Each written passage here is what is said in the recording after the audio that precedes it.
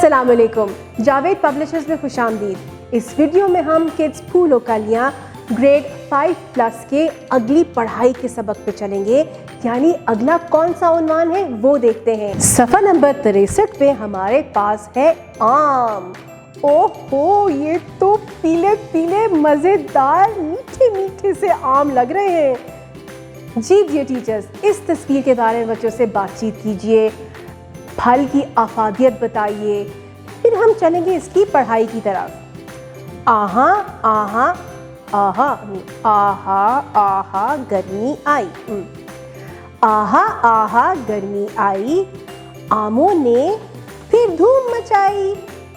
अब्बू लाए मोटे आम, अब्बू लाए छोटे आम, मैंने खाए तुमने खाए, मजे मजे से सबने खाए। ओहो, ये तो नज़म भी है, यानी कि